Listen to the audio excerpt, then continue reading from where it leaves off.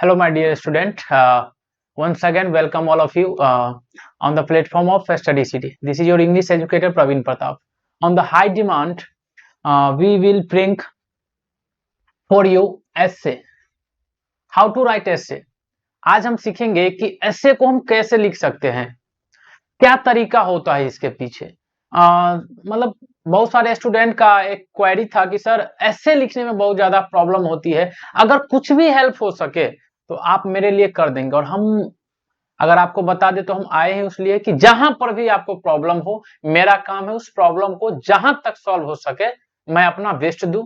उसके बाद थोड़ा मेहनत तो आपको भी करना पड़ेगा। तो ऐसे को लेकर हमारे भीतर हम क्या क्या कर सकते हैं, क्या क्या रीजन है इसके पीछे, जो हम एक इफेक्टिव ऐसे लिख सकते हैं और क्रिएटिव लिख सकते हैं। तो चलिए कुछ कीवर्ड्स आपको याद रखने होंगे, उसके बाद आपका काम आसान हो जाएगा। ऐसा नहीं है कि हम जो आज कराएंगे वही आपका पूछेगा। इसके लिए आपको 4-5-10 ऐसे आपको रीडिंग करना पड़ेगा, वो हम देंगे। अगर आपको हम हमारे जो नीचे नंबर चल रहे हैं उस पर आप व्हाट्सएप करके अगर आप मैसेज करते हैं तो आपको मिल जाएगा अलग अलग जो एक्सपेक्टेड ऐसे होंगे और आपको बिहार बोर्ड में देखने को मिलेंगे। चलिए हम कुछ बात करेंगे। सबसे पहली बात है ऐसे का। ऐसे सबसे पहली बात होते कितने हैं, तो 4 प्रकार के होते हैं। वैसे हम आपको अभी 3 टाइप्स के बताएंगे। एक होते हैं नरेटिव। नरेटिव्स क्या होते हैं, दूसरा होते हैं डिस्क्रिप्टिव और तीसरा होते हैं रिफ्लेक्टिव। नरेटिव्स क्या होते हैं कि कहीं पर अगर आप घूमने जाते हैं, जैसे मान के चलिए ताजमहल घूमने चल गए, रेड फोर्ट घूमने चल गए, कुछ अच्छे अच्छे प्लेस होते हैं हमारे इंडिया में या आउटसाइड कहीं भी, मतलब जहां आपका मन करे, और उस स्टोरी को, वहां की स्टोरी को अगर आप बताते हैं तो उस टाइप के ऐसे को हम नरेटिव ऐसे कहते हैं। दूसरी बात है डिस्क्रिप्टिव। डिस्क्रिप्टिव क्या होती है, तो डिस्क्रिप्टिव होती है जैसे मान के चलिए क्या मतलब उस टाइप का होता है ना, कुछ इश्यूज वगैरह होते हैं, जैसे मान के चलिए कोई लॉस वाले बात है। इफेक्टिव है जैसे फोन हो गया, मोबाइल्स हो गए, इलेक्ट्रॉनिक्स वगैरह की बात है। तो अगर आप उस पर कुछ लिखते हैं, जैसे आपका स्कूल के बारे में बताना, कुछ के बारे में बताना, माई स्कूल्स माई हॉस्टल्स लाइफ, इस टाइप के को हम कहते हैं डिस्क्रिप्टिव। आगे हम बात करें तो आती है रिफ्लेक्टिव। रिफ्लेक्टिव क्या होते हैं, तो इसको हम पब्लिक इशू में गिनते हैं। पब्लिक इशू, पब्लिक के जो इशू होते हैं, पब्लिक के जो प्रॉब्लम होते हैं, खासकर जो पब्लिक के problem, dowry system, unemployment, women empowerment, इस टाइप के जो पब्लिक इशू है, पब्लिक का जो प्रॉब्लम है, उस टाइप के ऐसे को हम बोलेंगे रिफ्लेक्टिव ऐसे। अब आते हैं बात इनके पीछे स्टेप्स क्या क्या रहेंगे गुरुजी। तो स्टेप्स आपका क्लियर दिखाई दे रहा होगा कि स्टेप आपके निम्नलिखित है, आप देख सकते हैं अच्छे से। पहला स्टेप आपके लिए है कि आपको जो भी पर्टिकुलर आप लिखेंगे उसका आपको इंट्रोडक्शन देना होगा। क्या देना होगा, इंट्रोडक्शन देना होगा। इंट्रोडक्शन आप कुछ भी दे सकते हैं, जैसे मान के चलिए आप अपने मन से कुछ डाल सकते हैं, यानी तो कोई बहुत बड़े आदमी उस पर कोई कोट दिए हैं, कोट समझते हैं आप लोग, अगर कोई कोट दिए हैं तो आप उस कोट को लिख सकते हैं। दूसरी बात है क्रिएटिव ओपनिंग। कुछ ओपनिंग ऐसी होनी चाहिए ना, कुछ क्रिएटिव होनी चाहिए कि सामने वाले को पढ़ के लगे कि हाँ इस बंदा ने कुछ लिखा है, इस बंदा ने कुछ लिखा है। वो क्रिएटिव राइटिंग कैसे हो सकता है, क्रिएटिव ओपनिंग कैसे हो सकता है, तो इसको थोड़ा हम पेज ऐड करके बताएंगे आपको कि क्रिएटिव ओपनिंग क्या होता है। क्रिएटिव ओपनिंग क्या होता है हम आपको बताएंगे। क्रिएटिव ओपनिंग के लिए सबसे पहले अगर आप बात करें तो लिख सकते हैं, गौर से देखिए, क्रिएटिव ओपनिंग। क्रिएटिव ओपनिंग के लिए कुछ कीवर्ड है जो आपको मेंशन करके चलना पड़ेगा, मेंशन करके चलना पड़ेगा। जैसे अगर हम बात करें गौर से, अगर आप देखते हैं इसको कि क्या हो सकती है सर कीवर्ड, तो कीवर्ड आपके लिए हो गया, जैसे आप यूज करेंगे नाउअडेज, नाउअडेज, या नहीं तो आप यूज करेंगे दीज डेज, दीज डेज। इस टाइप की बातें को आप ना क्रिएटिव ओपनिंग के तौर पर यूज करेंगे। अपने ऐसे को देखिए, आप सीधा किसी बुक से उठाए, किसी कहीं से उठाए और पूरा रट के आप जाके लिख दिए तो आपका वो जो मतलब इफेक्टिव नहीं हो पाता, क्रिएटिव नहीं हो पाता। तो इसके लिए आपको क्या करना पड़ेगा, कुछ ऐसे words the art of word use करना पड़ेगा उसमें, तो आपको इस टाइप के वर्ड को यूज करना है, हम आपको यूज करके बताएंगे। फिर अगर हम पीछे बात करें थोड़ा कि सर तीसरा क्या है, तो उस पर्टिकुलर जो टॉपिक आप लिख रहे हैं उनका प्रॉफिट क्या है, उनसे क्या प्रॉफिट हुई है, समाज को, हमारे सोशल को क्या हुई है, या नहीं तो उसमें करेक्शन की जा सकती है। हर जगह प्रॉफिट नहीं होंगे, जैसे अगर हम मान के चलिए हम अनएम्प्लॉयमेंट पे लिखते हैं तो उससे प्रॉफिट क्या होगा, उससे कोई प्रॉफिट तो होगा नहीं, तो उसमें करेक्शन क्या करनी चाहिए, उसकी सुधार क्या होनी चाहिए, तो उस पर आप अपनी सुझाव, अपनी सजेशन देंगे। आगे हम बात करेंगे लॉस क्या है, या तो उस चीज से लॉस होगी, पर्टिकुलर चीज से, तो लॉस हर चीज से तो लॉस नहीं होगा, तो आप लॉस के जगह पर, उसके जगह पर आप, या नहीं तो आप सजेशन क्या दे सकते हैं वो देंगे। आगे हम बात करेंगे तो नंबर 5 पे कंक्लूजन पे आपको बात करनी होगी। नंबर 5 पे अगर हम बात करें तो आप कंक्लूजन पे बात करेंगे। क्या चीज पे बात करेंगे? कंक्लूजन पे बात करेंगे। कंक्लूजन, कंक्लूजन, एक मिनट, कंक्लूजन, कंक्लूजन पे बात करेंगे आप कि कंक्लूजन क्या होती है। तो कंक्लूजन यानी कंक्लूजन मतलब निष्कर्ष क्या निकलेगा, इसके लिए भी कुछ कीवर्ड्स है जो आपको मेंशन करना है अपने एसे में। क्या कीवर्ड्स है? तो कीवर्ड्स है आप यूज करेंगे in my opinion, in my opinion, in my opinion. आगे हम बात करें इन माय ओपिनियन के बाद बात करें तो आप लिख सकते हैं I believe, I believe,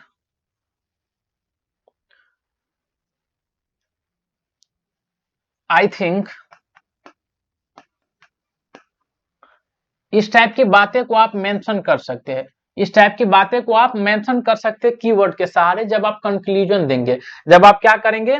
conclusion देंगे। जब आप कंक्लूजन देंगे तो इस टाइप की बातें का आप प्रयोग कर सकते हैं। I think that, I think that, that लगाना पड़ेगा। तो इस टाइप की बातें का आप प्रयोग करेंगे कंक्लूजन देते टाइम। हम आगे पीछे बात करें थोड़ा तो आगे आएंगे और देखेंगे ये आपका स्टेप रहा। हम मान के चलिए एक नए टॉपिक से शुरुआत करते हैं और एक पे हम आपको थोड़ा बहुत लिख के बताते हैं कि कैसे क्या आपका रहेगा, कैसे क्या आपका रहेगा। अब सबसे पहली बात हम हेडिंग डालेंगे, आपको हेडिंग डालेंगे हम आपको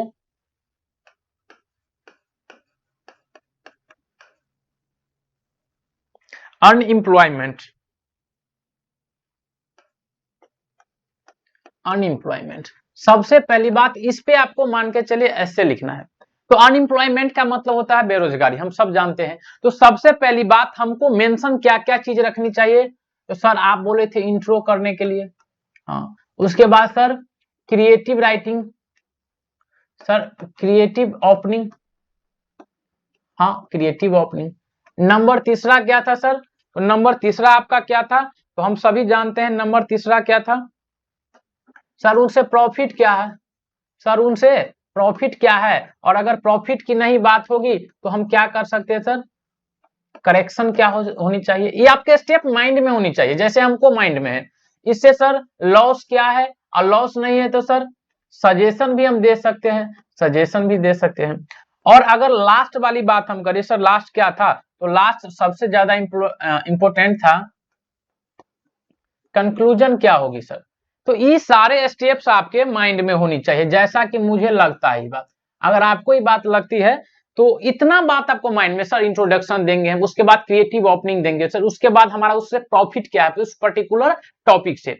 अगर उसके बाद हम अगर आगे बात करें सर तो प्रॉफिट के बाद लॉस क्या हो सकता है, अगर प्रॉफिट नहीं होगा सर तो करेक्शन देनी पड़ेगी, अगर लॉस नहीं होगी सर तो क्या सजेशन देनी होगी, और लास्ट में आपको कंक्लूजन वाला पार्ट करके एंडिंग कर देना है।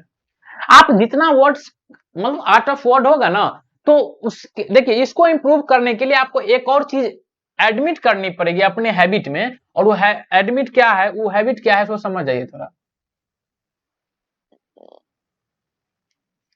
वो एडमिट क्या है, वो चीजें तो थोड़ा समझ जाइए। उसमें आपको दो तीन चीजें और करनी पड़ेगी, और वो चीज क्या है, आपको एटलीस्ट डेली, आपको at least daily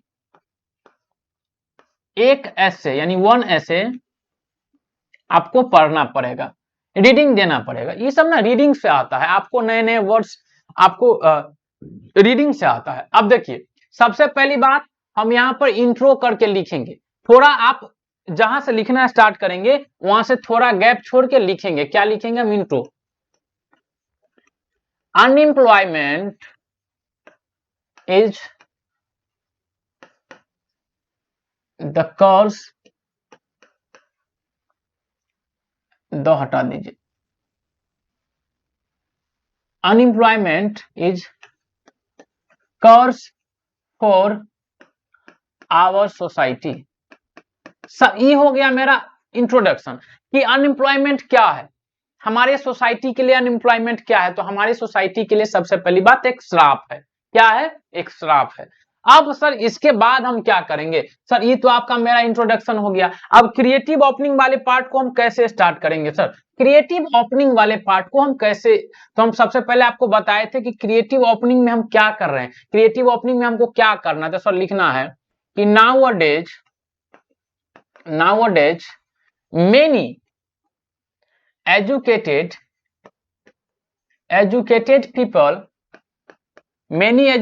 people are unemployed due to lack of opportunity। क्या हम कहें इसका मतलब? अब देखिए, हम क्रिएटिव ओपनिंग, हमने एक अच्छा वर्ड का यूज कर डाला और यही वर्ड हमको क्या करेगा? सबसे भिन्न बनाएगा। यही वर्ड हमको क्या करेगा बाबू? सबसे भिन्न बनाएगा। जो भी हमारे एग्जामिनर होंगे, चेक करने वाले होंगे, उनको पता चलेगा कि इसको आर्ट ऑफ वर्ड आता है, और जिसको आर्ट ऑफ वर्ड आएगा वो समझिए उसका बल्ले बल्ले है। हमने क्या करा कि सर हम एक इंट्रो देकर ही हमने नहीं छोड़ा, हमने क्रिएटिव ओपनिंग रखी। जैसे ही पढ़ेंगे उसके आगे पढ़ेंगे कि अच्छा ये इन्होंने तो क्रिएटिव ओपनिंग करके ना एक माहौल ही बदल दिया है ऐसे का। क्या हमने डाला कि नाउअडेज आजकल बहुत सारे एजुकेटेड पीपल जो है अनएम्प्लॉयड है। क्यों एम्प्लॉयड है? Unemployed due to lack of opportunity. कुछ ऐसे भी लोग हैं हमारे समाज में जिसको अपॉर्चुनिटी नहीं मिल रही है, मौका नहीं मिल रही है अपने स्किल को एक्सप्रेस करने के लिए, इसलिए अनएम्प्लॉयमेंट है। अब जो है इसकी अगला ही टर्म हम क्या करेंगे कि सर इसमें प्रॉफिट क्या है, करेक्शन क्या होनी चाहिए। प्रॉफिट तो इसका हम लिख नहीं सकते क्योंकि बेरोजगारी का प्रॉफिट क्या होगा वो तो मतलब हमारे लिए चिंता का विषय है। करेक्शन क्या होनी चाहिए? तो हम लिखेंगे करेक्शन इसमें कौन कर सकता है? आम आदमी तो कर नहीं सकता। तो हम लिखेंगे गवर्नमेंट शुड ओपन।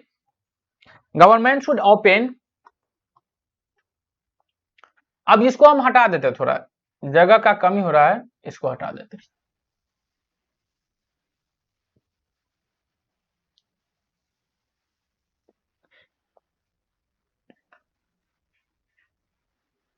अब क्या करेंगे हम? Government should open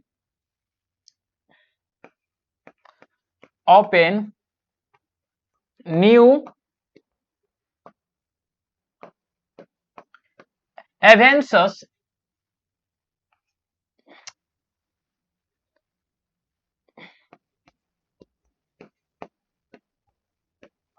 government should open new avenues for educated person।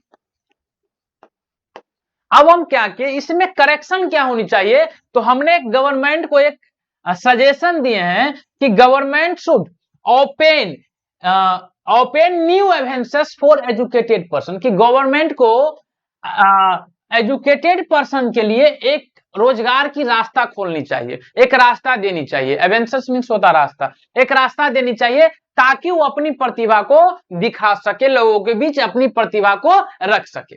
आई बात समझ में? चलिए अब नेक्स्ट पे हम बात करेंगे। तो नेक्स्ट नया पेज लेने के बाद अब हम बात करेंगे कि क्या इसके पीछे कहानी रही है। अब इसके पीछे कहानी क्या रही है? तो हम लिखेंगे what is the main cause of unemployment. इसमें हम सजेशन की बात कर रहे हैं। वो तो मेरा करेक्शन था कि गवर्नमेंट को एक नई रास्ता देनी चाहिए। अब लॉस तो हो नहीं सकती है, तो नेक्स्ट टर्म हमारा क्या है, करेक्शन। करेक्शन क्या होनी चाहिए, या सजेशन समझ जाइए, सजेशन। सजेशन क्या होनी चाहिए, तो सजेशन है मेरा गवर्नमेंट को कि what is the main cause of unemployment. Is मतलब मेन कॉज क्या है, प्रमुख कारण क्या है, तो हम लिखेंगे main cause of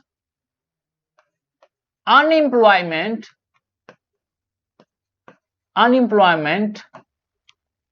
is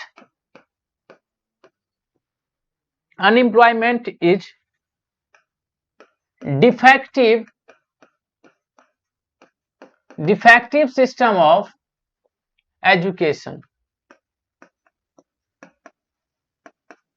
defective system of education क्या था मेरा, कि मेन कॉज क्या है, तो हमारी जो शिक्षा व्यवस्था है ना, उसमें त्रुटि के कारण हम लोग सही से हम लोग को शिक्षा नहीं मिल पाते हैं। बहुत सारे बच्चे 10th में आ जाते हैं, 12th पास कर लेते हैं, उनको उस टाइप की स्किल नहीं होती है, और यही एक दिन क्या हो जाता है, एक आगे चलकर बेरोजगारी का प्रमुख कारण बन जाता है, कि आज हमारे युवा बेरोजगार टहल रहे। इसके पीछे सिर्फ क्या मतलब क्या क्या परेशानी है, मेन कॉज क्या है, तो मेन कॉज यही है, डिफेक्टिव सिस्टम।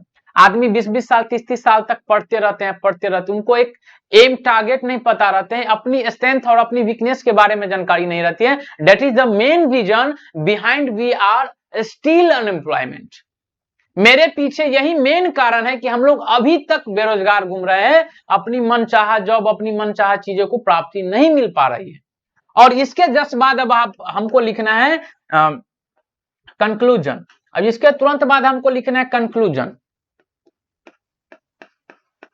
इसमें आप क्या निष्कर्ष निकलता है, ये जो सारी कहानी हमने पढ़ी है, इससे हमारी निष्कर्ष क्या निकलती है, तो निष्कर्ष निकलती है, तो अब हम क्या लिखेंगे, इन माय ओपिनियन, यानी मेरे अनुसार every educated person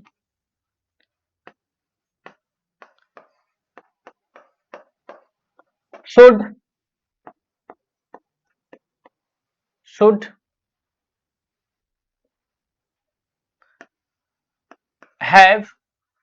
have a great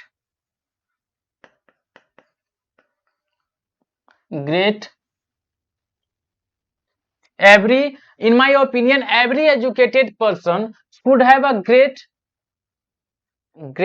उसके बाद क्या लिखे, उसके बाद हम ये लिख सकते हैं कि in my opinion every educated person should have a great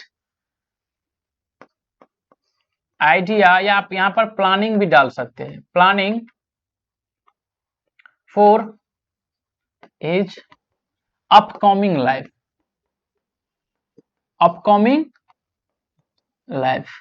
they should not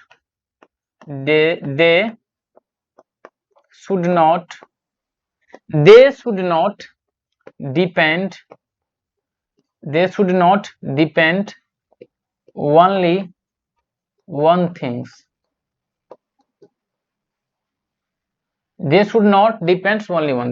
अब यहां से हमारी ऐसे की हो गई समाप्त। हम इतना लिख देंगे काफी है। आप इसमें एक्स्ट्रा वर्ड भी डाल सकते हैं, it's not a big deal, but आपको आउट ऑफ वर्ड, इसके लिए आपको क्या करनी पड़ेगी, स्टोरी पढ़नी पड़ेगी। हमारे माइंड में अपने आप वर्ड आता है, कैसे आता है, हम पीछे बहुत उसके पीछे आपको हम अभी अनएम्प्लॉयमेंट से हटाकर हम मान के चलिए कोविड पे लिख देंगे, कोविड पे आप लिख डालिए, कोविड का क्या क्या कहानी है आपके मन में आएगा ही नहीं। और नहीं आने का कारण क्या, आप पहले उस पर्टिकुलर चीज पे, हम तो आपको ये चीज लिख के दिखाएं,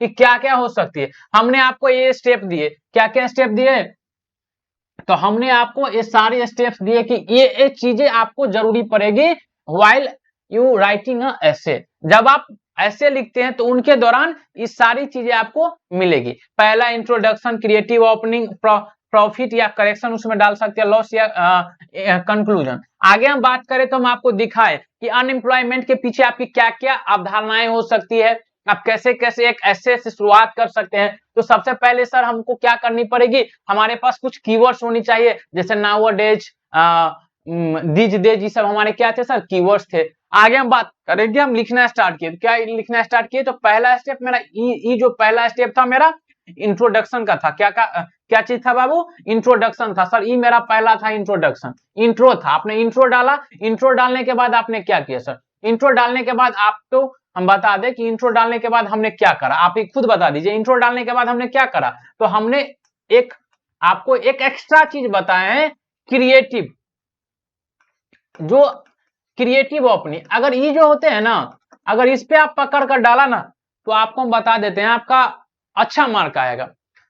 क्रिएटिव ओपनिंग की nowadays many educated people are unemployment due to lack of opportunity. बहुत सारे लोग ऐसे भी है कि उनके पास स्किल है, लेकिन उनकी जो एक जैसे होती है ना कि किसी भी चीज को दर्शाने के लिए एक पोडियम, एक मंच की जरूरी पड़ती है, वो मंच नहीं मिल रहा लोगों को, वो एक प्लेटफॉर्म नहीं मिल रहा।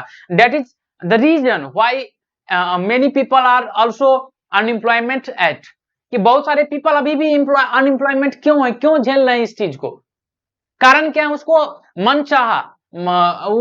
मनचाहा अपॉर्चुनिटी नहीं मिली है। आगे हम बात करेंगे तो लिखा है government should open a new invention for the educated person. Government को एक नई नई तकनीक लानी चाहिए, नई नई रास्ता खोलनी चाहिए एजुकेटेड पर्सन के लिए। ये था आपका उसमें करेक्शन करने की बात। आगे हम बात करेंगे तो नेक्स्ट स्टेप है मेरा सजेशन क्या होनी चाहिए, what is the suggestion behind the unemployment. तो सजेशन मेरा होने के कारण है कि what is the main cause of unemployment, कि मेन कॉज क्या है अनएम्प्लॉयमेंट का। तो अनएम्प्लॉयमेंट का मेन कॉज है बाबू कि main cause of unemployment is defective system of education, कि हम लोग जो डिफेक्टिव एजुकेशन, यहाँ 10th में बच्चा आ जाता है, 12th में बच्चा आ जाता है, उनको सही से इंग्लिश रीडिंग नहीं आता है करने, वो ऐसे कैसे लिख पाएंगे, लेटर कैसे लिख पाएंगे, उनको वर्ड का पता नहीं रहता, बेसिक वर्ड्स की जानकारी नहीं रहती है। ये सब हमारे पीछे एक डिफेक्टिव एजुकेशन को दर्शाता है। तो ये हमारी मेन कॉज है। आगे हम बात करेंगे कंक्लूजन, इससे हमारा निष्कर्ष क्या निकलता है। तो हम अपने मन से देखिए, हम एक बात समझते हैं, whenever you try to write ऐसे या whatever you want, you just use only your own words, not the copy of any books, any author या any etc whatever you want। अगर आप कॉपी करते हैं तो आपको mark भी कॉपी की तरह ही मिलेगा। whatever you write, you just use your words, what do you think about that particular topics, आप उस टॉपिक के बारे में क्या सोचते हैं, you should write only it, no need to copy, just go through any topic, जाके एक बार पढ़ लीजिए, उसमें से कुछ वर्ड इकट्ठा करिए, उसको एक नचाइए और लिख डालिए, बस हो गया। लिखा है क्या, in my opinion every educated person should have a great idea या opening for his upcoming life, कि जितने भी एजुकेटेड पर्सन है मेरे हिसाब से उनके लाइफ में, आने वाले लाइफ में एक आइडिया होनी चाहिए, एक प्लानिंग होनी चाहिए। They should not depend only one thing, उसको एक थिंग पे ना रुकनी नहीं चाहिए, कि हमको अगर नौकरी करना है, अब ठीक है नौकरी करिए, लेकिन बस ये मत सोचिए कि हम नौकरी, ये आपको लेकर चलना पड़ेगा, अगर नौकरी नहीं हुआ तो इसका जवाब आपके पास होना चाहिए, देन अनएम्प्लॉयमेंट रेट बिल्कुल एब्सोल्युटली डिक्रीज होगी। आई बात समझ में। तो ये रहा आपका मेन कॉन्सेप्ट, कैसे आप लिखेंगे, कंक्लूजन का आपका कीवर्ड ही रहा बाबू। आगे हम बात करेंगे तो आपका क्रिएटिव ओपनिंग का कीवर्ड ही रहा, और इससे अगर थोड़ा हम आगे जाए, हम कुछ आपको एक्स्ट्रा टॉपिक दे देते हैं और उसमें हम आपको देखेंगे कि अगर कहेंगे तो हम आपको करा देंगे। जैसे अभी आपका वीवीआई टॉपिक क्या हो गया, जो जहां जहां से आ सकते हैं। तो एक बात आप रख लीजिए कि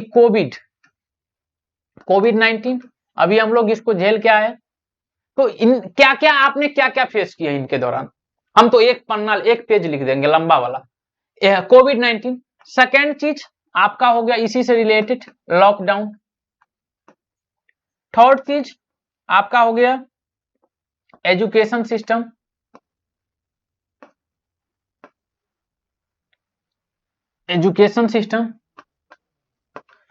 और फोर्थ चीज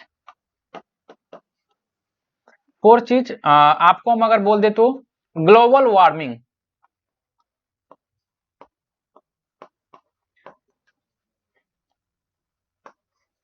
अब देखिए कोविड-19, जैसे हम इसके बारे में थोड़ा बता देते हैं आपको कि कोविड-19 क्या है। कोविड-19। तो सबसे पहले आपको एक बात जानना पड़ेगा बाबू, कोविड-19। अगर आप एक बात नहीं जानते तो थोड़ा समझ जाइए, एक एक्रोनियम नाम का चीज है। एक्रोनियम समझते आप? एक्रोनियम क्या होता है? The group of initial letter. The group of initial letter क्या होती है? एक्रोनियम। कि इनिशियल लेटर के ग्रुप को हम एक्रोनियम कहते हैं। जैसे हम लिखते हैं IAS, तो ये सारे आप देखते होंगे कि ये सारे कैपिटल लेटर में लिखे रहते हैं। जैसे हम लिखते हैं CBI, आपका एग्जाम होता है BSEB, आपके बोर्ड का नाम है CBSE। तो ये सब क्या है? ये सब एक एक्रोनियम, इसका नाम एक्रोनियम है। तो इसको लिखते हैं, पहला लाइन हम लिख देंगे कि कोविड-19 is the acronym of corona virus. हो गई, पहला लाइन हो गया इसका। अब दूसरी बात क्या लिखेंगे?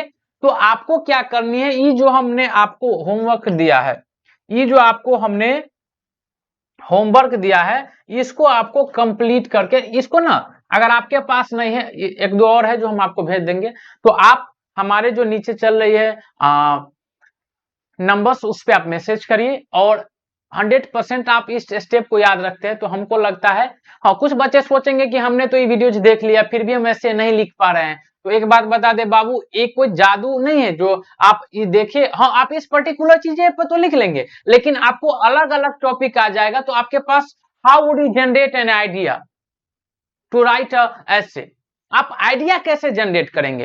What is the mindset behind it?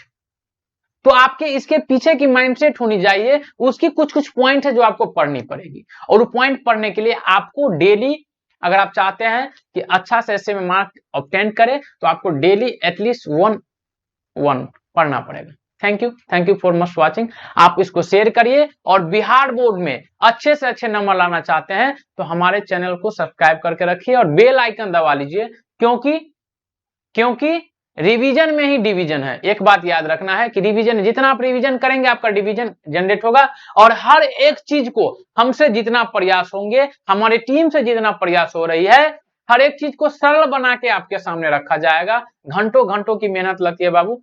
Thank you for watching. Thank you.